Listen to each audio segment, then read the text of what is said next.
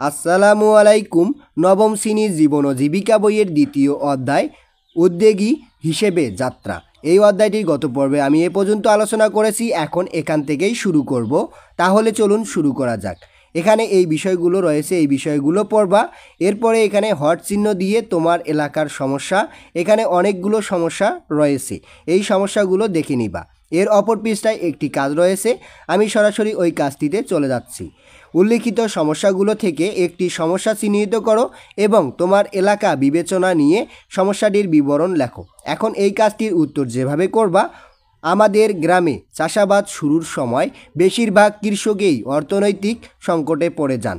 সার বীজ কেনা, জমি চাষাবাদের উপযোগী করার এবং শ্রমিকদের মজুরি পরিশোধ করতে তারা বিভিন্ন সংস্থা থেকে ঋণ ও ধার নিয়ে থাকেন। ফসল তুলে বড় অঙ্কের সুদসহ সেই ঋণ পরিশোধ করতে ফসল বিক্রয়ের প্রায় সব টাকা শেষ হয়ে যায়। এতে ফলনেও পিছনে থাকতে হয় তাদের। এভাবে এই সমস্যাটির বিবরণ এখানে লিখে রাখবা। এরপরে 2, সমস্যা সমাধানের উপায় অনুসন্ধান। সমস্যা সমাধানের উপায় অনুসন্ধানের এখানে এই বিষয়গুলো রয়েছে, এই বিষয়গুলো পড়ে নিবা। এগুলো সম্পর্কে আর আমি বিস্তারিত আলোচনা করতেছি না।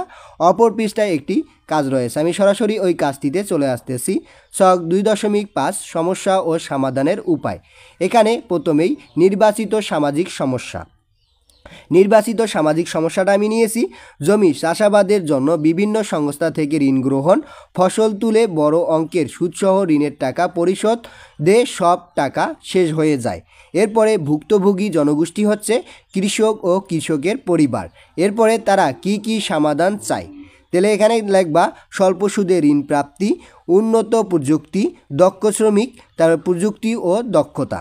এভাবে এখানে ছক 2.5 উত্তর করবা।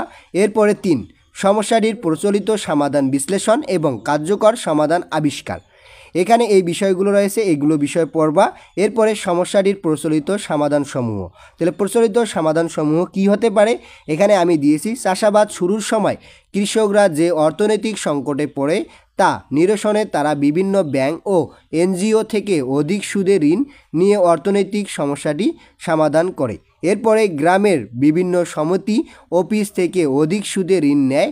এরপরে গতানুগতিক প্রক্রিয়ায় চাষাবাদ করে। এভাবে এখানে এই কাজটির উত্তর লিখে রাখবা।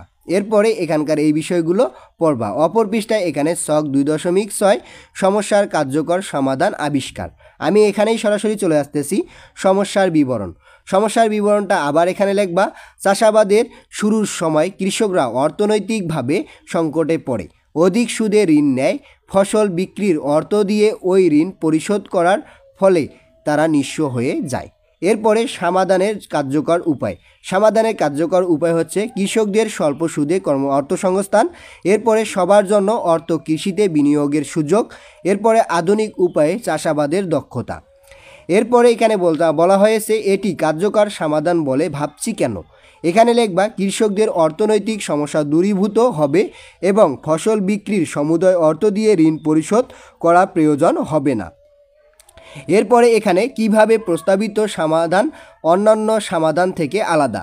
তাহলে এই সমাধানে অধিক সুদের পরিবর্তে রয়েছে স্বল্প সুদ, আধুনিক উপায়ে চাষাবাদের ব্যবস্থা এবং সবার জন্য কৃষিতে বিনিয়োগের সুযোগ।